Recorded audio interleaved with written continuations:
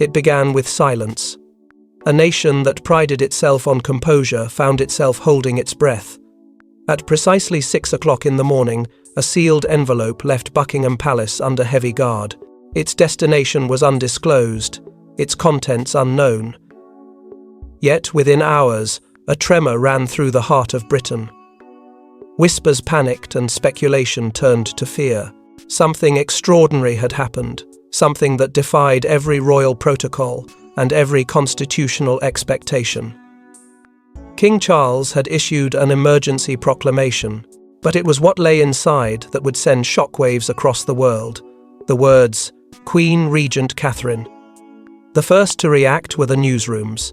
Phones rang endlessly, producers shouted across studios, and anchors hesitated before reading the words flashing on their teleprompters. "This is not a drill," one editor overheard saying. "It's real." The BBC, Sky News, and foreign outlets scrambled for confirmation. What had begun as a rumour was now an undeniable truth. The king had acted decisively, secretly, and without warning. Yet, even as headlines lit up every screen from London to New York, the palace gates remained closed, the staff unusually silent.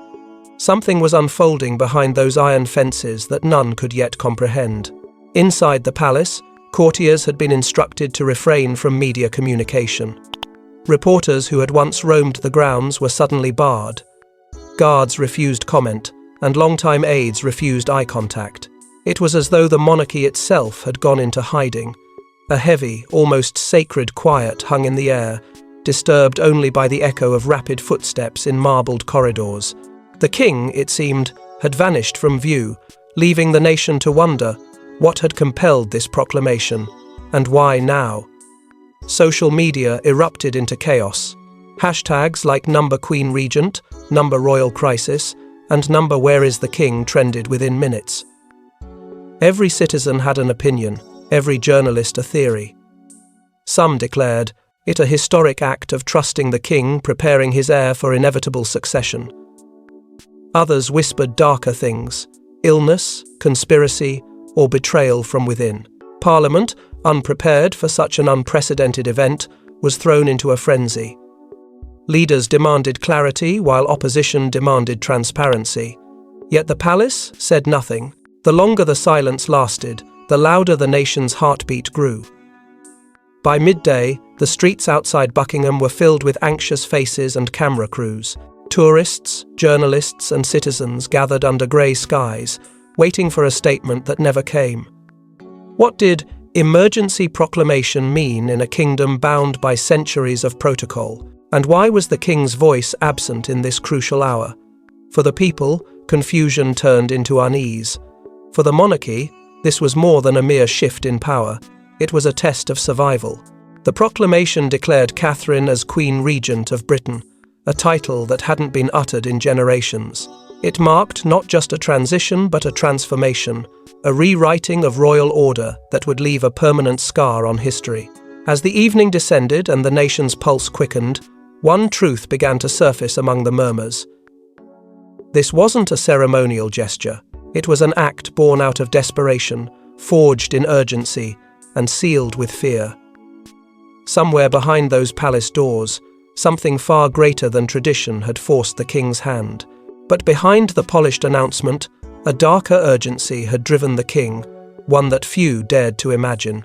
In the weeks leading up to the proclamation, something inside Buckingham Palace shifted subtly at first. Then all at once, those closest to the king began to notice it. The late-night walks, the closed-door meetings that excluded even his most loyal advisors, the quiet, distant look that lingered in his eyes during public appearances. To the outside world, it appeared to be fatigue, but inside the palace walls, there was talk of something deeper, a growing unease that no one could name aloud. Something, or someone, had shaken his confidence in his own rule. The whispers began, as they always do, quietly, behind velvet curtains and in hushed corridors. But this time, they carried weight. Courtiers who had served 3 monarchs spoke of a tension they hadn't felt since the darkest days of Diana's death. Staff reported sleepless nights, drawn curtains, and conversations that ended abruptly when footsteps approached. The king's composure, that signature steadiness he'd carried since his coronation, was crumbling under a weight invisible to the public. It wasn't illness that haunted him now. It was something far more dangerous: doubt. Then came the dossier. No one outside the highest echelon of the palace ever saw it, but those who did never forgot it. A slim, leather-bound file delivered late one evening by a courier whose name remains classified. Inside, it is said, lay the evidence of a constitutional sabotage of a quiet movement to undermine royal authority through backdoor influence and hidden signatures. The document's contents were shocking enough to send ripples through the royal offices, and while no one would confirm its authenticity, the very existence of the dossier was enough to plunge the monarchy into silent panic.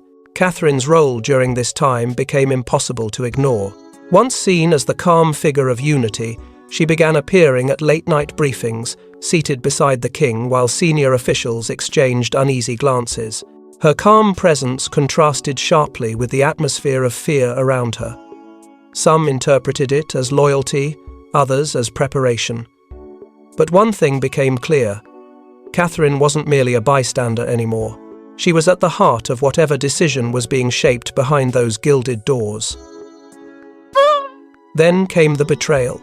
A trusted aide, whose name was deliberately withheld from all official records, broke the unspoken code of silence. Late one night, an encrypted message reached a journalist's inbox with a single phrase: "Emergency protocol activated." Attached was a redacted memo signed by the king himself.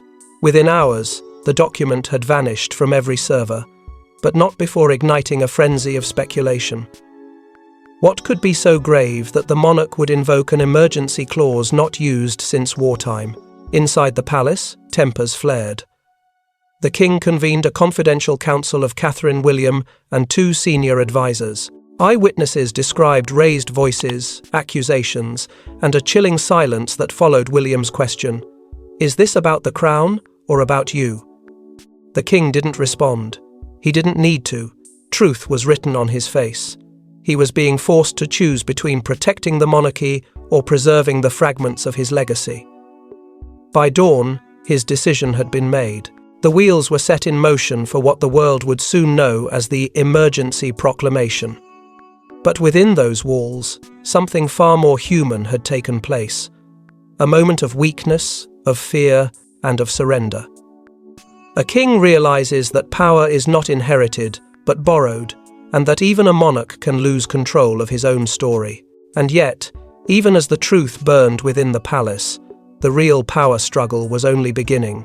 While the world saw Catherine as the serene Princess of Wales, insiders knew another truth, one forged in quiet strength and quiet rebellion. For months, she had been preparing for something larger, something even her husband didn't fully understand. Her rise wasn't sudden, nor was it accidental.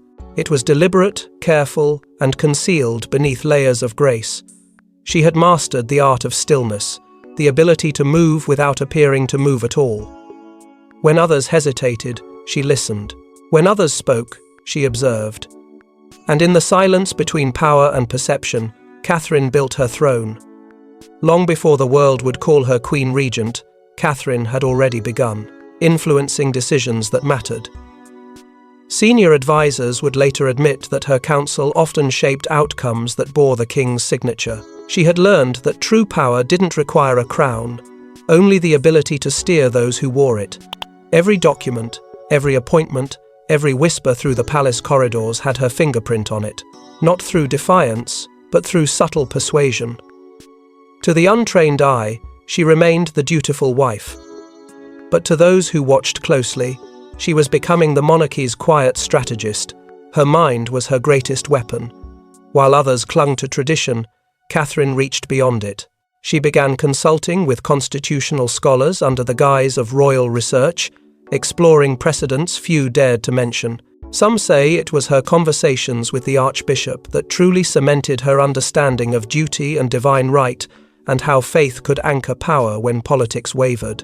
Through those discussions, she gained something far rarer than approval. She earned trust. The church saw in her a moral steadiness that reminded them of an era when the monarchy still commanded reverence. But Catherine's vision stretched further. Her relationship with the military quietly deepened. Generals and commanders found her calm, decisive, and unwavering under pressure. They called her the steady hand, the one who never panicked even in crisis. Slowly, the two great institutions that defined continuity, the church and the armed forces, began to see her not merely as the Princess of Wales, but as the embodiment of stability itself. She was, without declaration or ceremony, becoming the living symbol of order in a family defined by turmoil. Yet, behind that poise, there was conflict. Late nights weighed on her. The struggle between duty and motherhood gnawed at her conscience. She knew that every step she took toward destiny carried a cost, the distance it created between herself and the life she once cherished. She wanted to be both mother and monarch, nurturer and navigator of a crumbling dynasty. But as the king's health faltered and the palace tightened around its secrets, Catherine began to understand that love and loyalty would soon stand on opposite sides of the same line. Outside those walls, the public saw her differently. To them, she was the unshakable pillar in an age of royal fatigue, a woman who carried the crown's weight without letting it crush her. Polls showed admiration rising even as the monarchy's reputation waned. People didn't just respect her. They needed her. Amid scandal, illness, and uncertainty, Catherine had become the stabilizer, the single thread keeping Britain's faith in the royal family intact. But stability comes at a price. Under calm gestures and perfect smiles, an old rivalry was beginning to smoulder. Camilla, once the unchallenged queen, now found herself quietly sidelined, her influence fading with every sealed meeting Catherine attended. Behind closed doors, the tension was palpable. Smiles exchanged in public, silence exchanged in private. The two women represented opposite visions of power, one built on endurance, the other on entitlement. And only one would survive the coming storm. But as Catherine prepared for destiny, one woman watched in fury and vowed not to be erased. When the proclamation broke, Camilla's reaction wasn't silence, it was rage. For decades, she had fought to be accepted, crowned, and legitimized in the eyes of a nation that had never fully forgiven her past. She had endured years of whispers, cold glances, and quiet judgment, all to finally claim the title she believed she had earned. But now, with a single signature, her reign was reduced to a shadow. The ink on the king's emergency proclamation had barely dried when Clarence House erupted.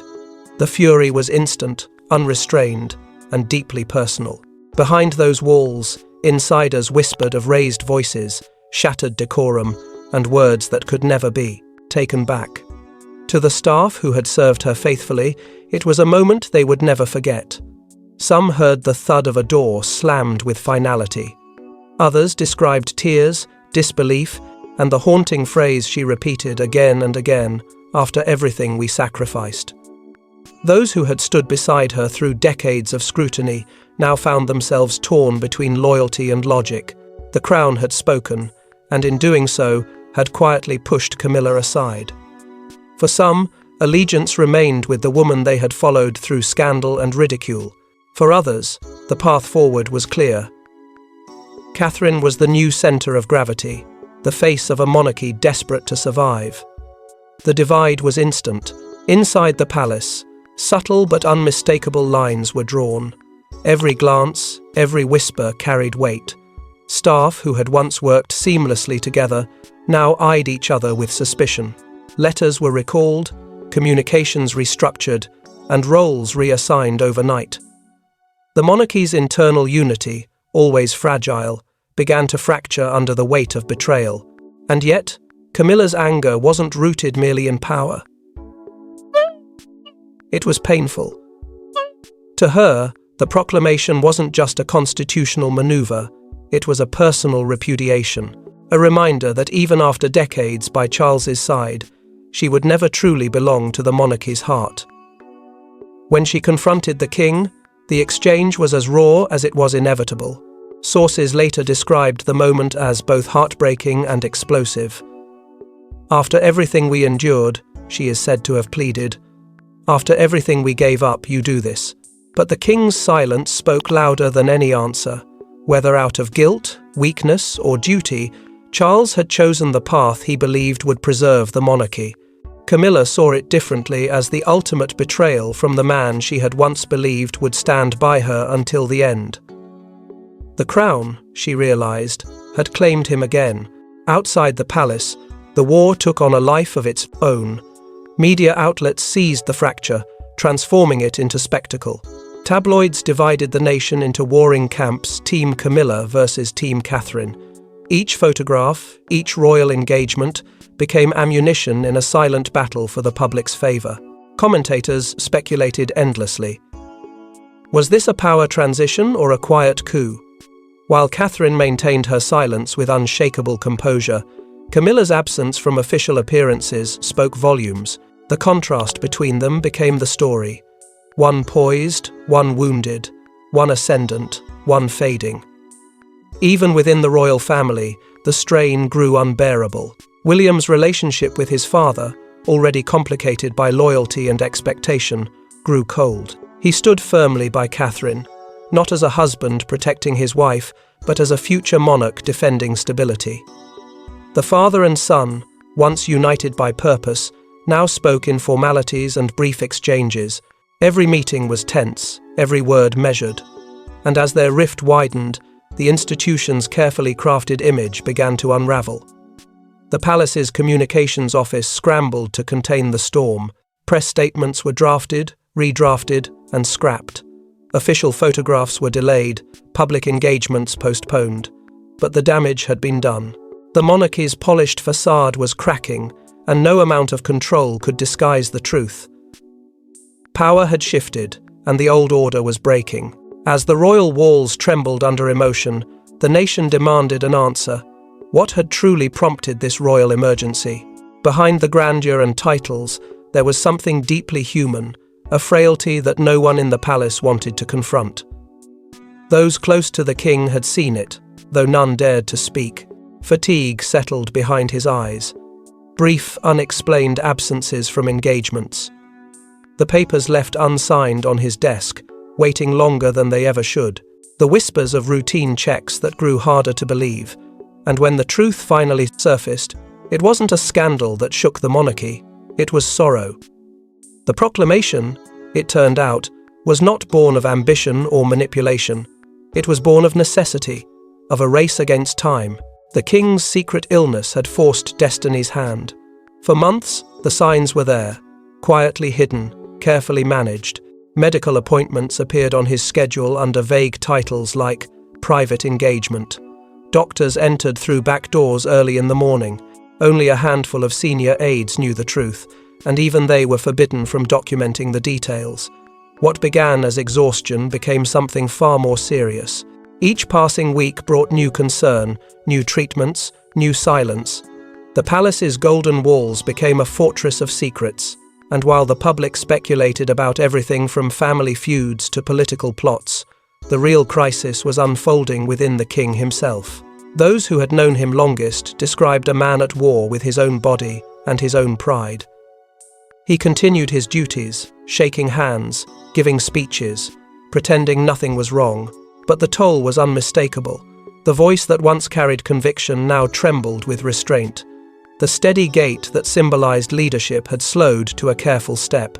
Yet, more than the physical decline, it was the weight of decision that drained him most of the awareness that his strength, once unshakable, was beginning to fail him. In private letters later uncovered by close advisors, the king wrote of an unrelenting fatigue that feels heavier than the crown itself. It was Catherine who saw it all. She noticed the hesitation in his words, the way his hands lingered on the armrest after meetings. Her loyalty was no longer just to the crown, it was to the man who wore it. When the doctors delivered their prognosis, she did not weep. Instead, she acted.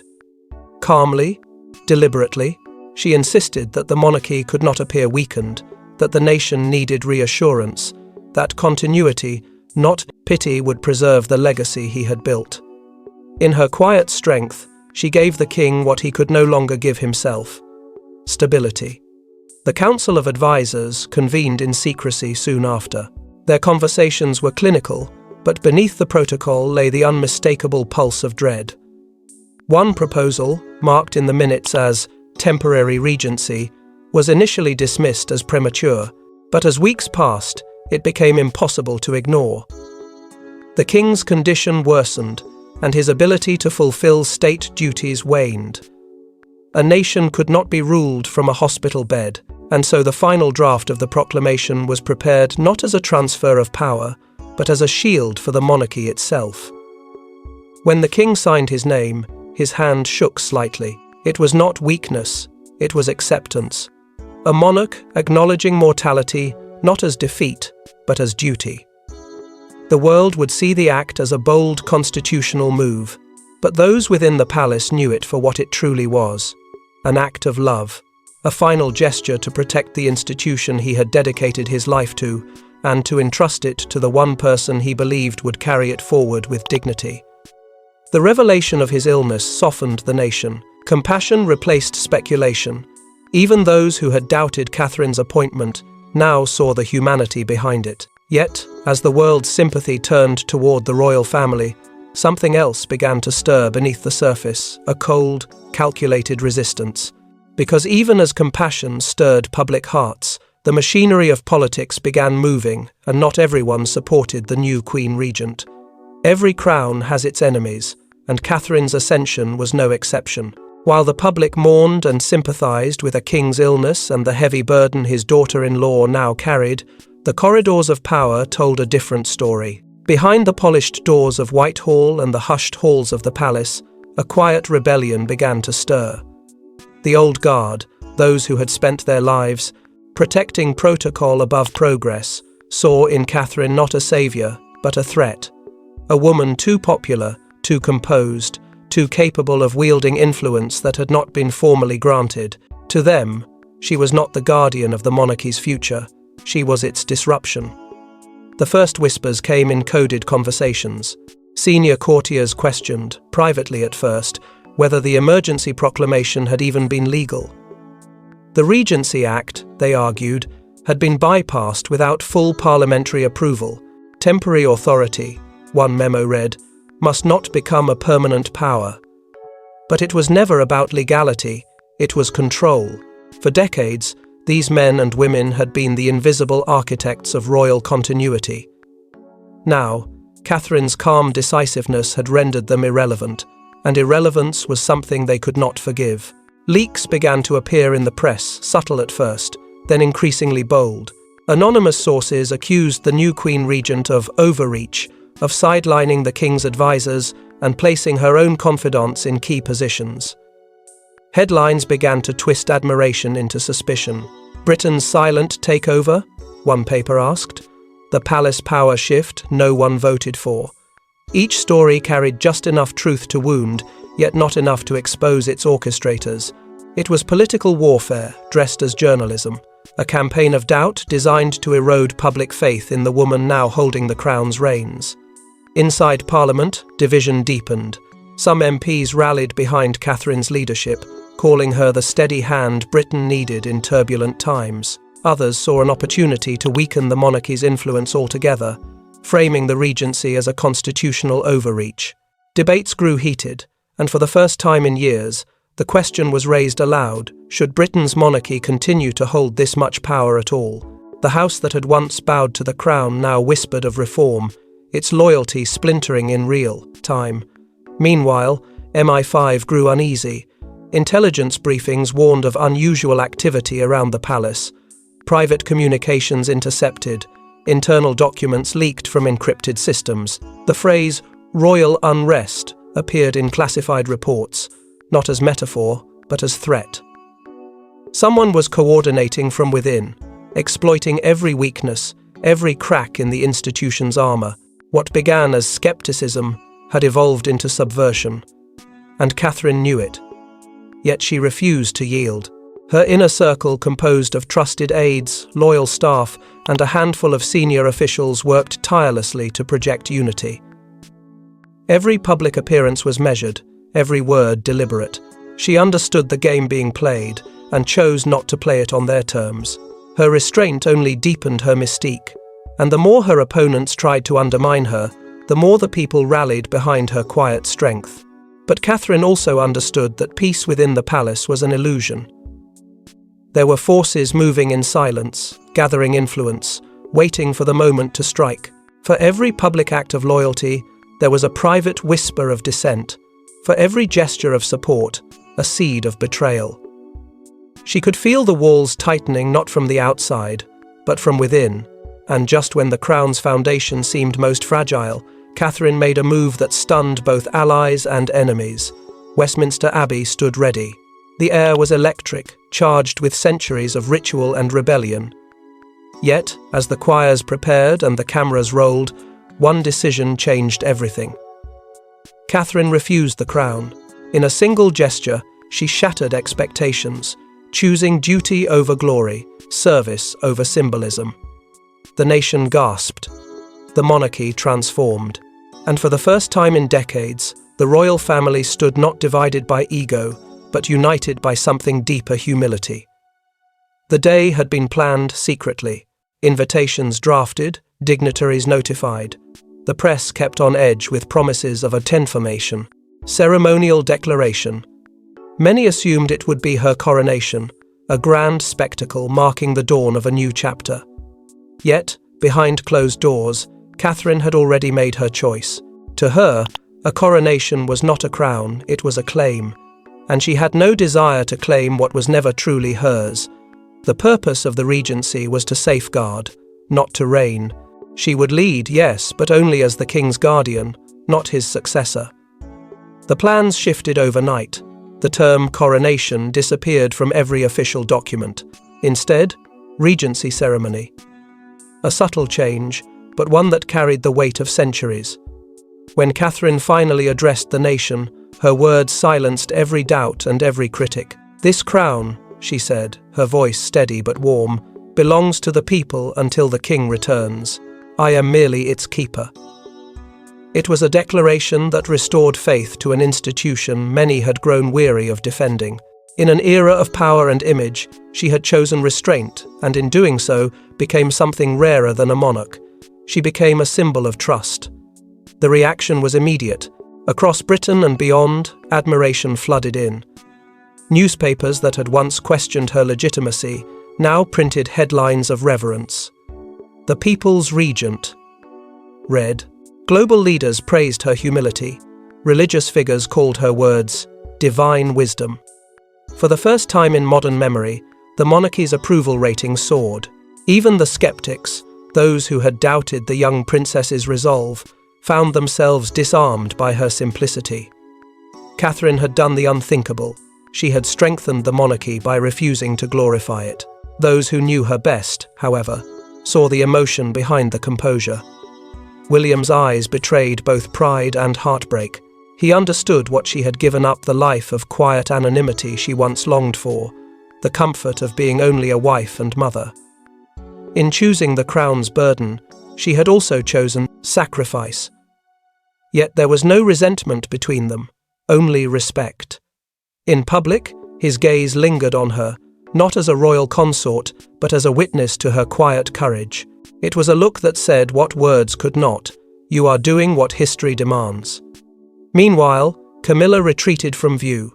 Her appearances ceased, her public engagements cancelled without explanation. Some said she was ill, others whispered she had left London altogether.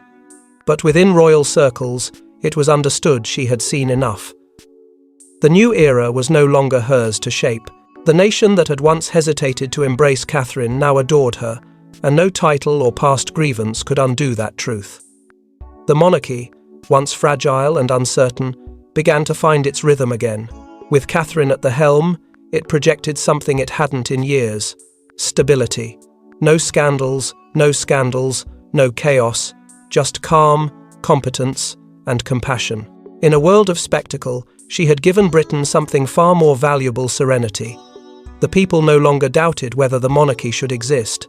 They now wondered how it had ever existed without her. But peace, especially royal peace, never lasts. Because while Britain stood still in admiration, Another storm was gathering far beyond its shores. Across the Atlantic, a familiar voice was preparing to speak, one that had waited years for this moment, ready to challenge everything Catherine stood for. Just as the nation began to heal, Meghan Markle's name exploded across headlines once more.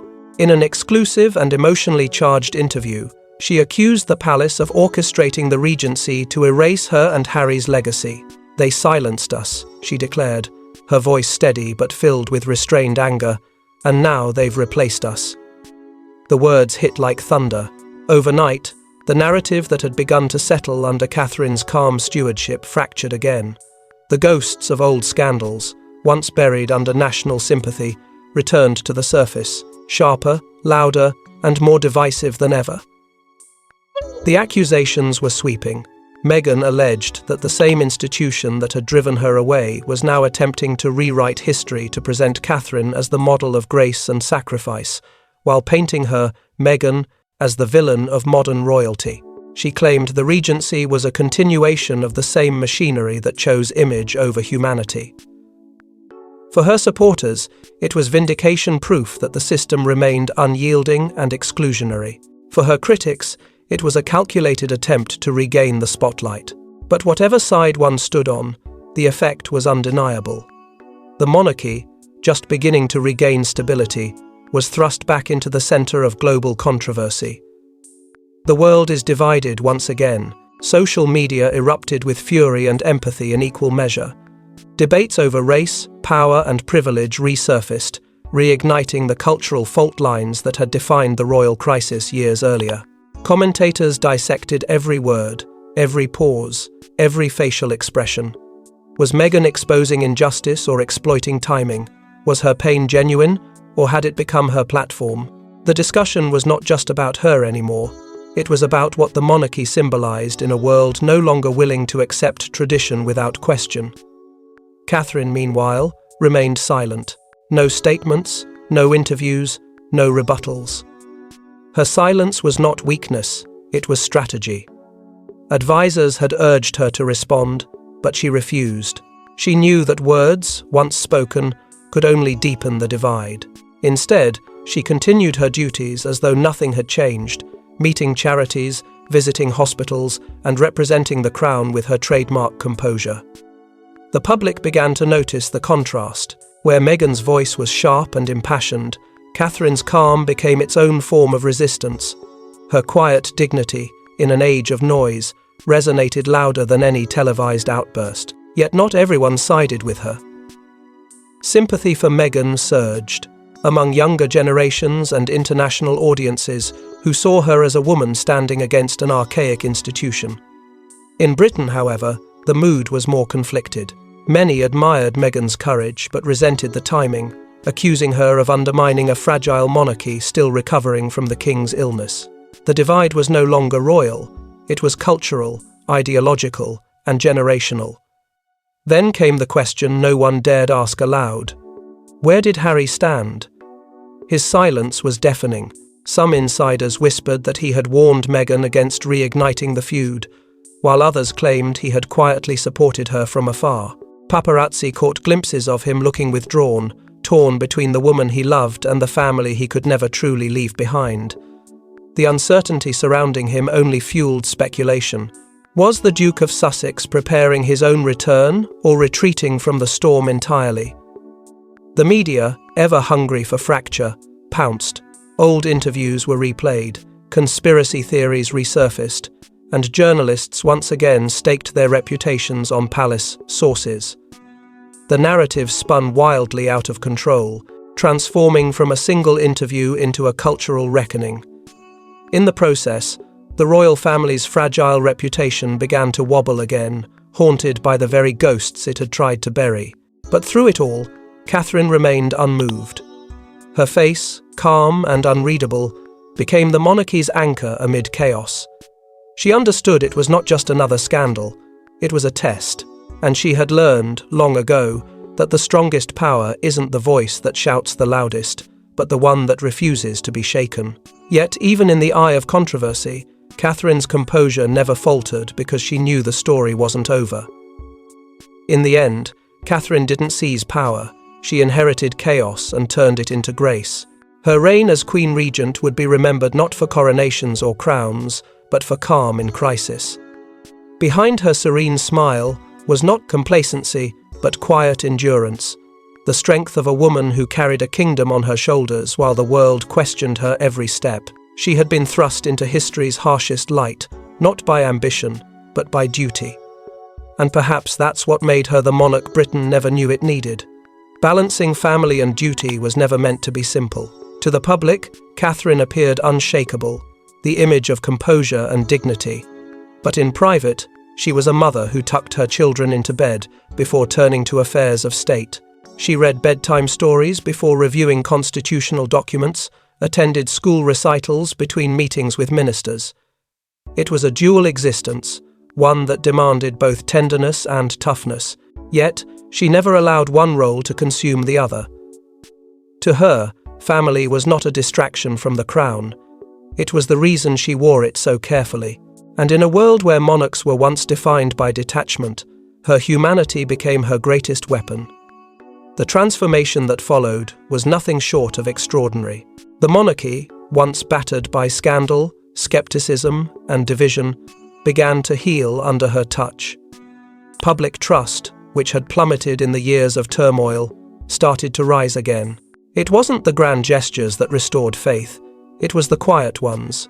The handwritten letters to grieving citizens, the unannounced visits to hospitals, the simple words of gratitude that made people feel seen. Catherine didn't speak of power, she spoke of purpose. In doing so, she turned a monarchy on the verge of irrelevance into something almost sacred again, not an institution above the people, but one among them. Even the king, watching from seclusion, saw the difference. Those close to him revealed that he sent her a private letter, short, handwritten, and sealed in his own crest. It read, simply, "You have carried what I could not." It was not an abdication, nor an apology. It was recognition of a passing of legacy from a man who had spent his life preparing for leadership, to a woman who had never sought it, yet embodied it more naturally than anyone before her. That letter, they say, changed her forever, because for the first time, Catherine understood that her reign was temporary, though it might not have been an accident of circumstance.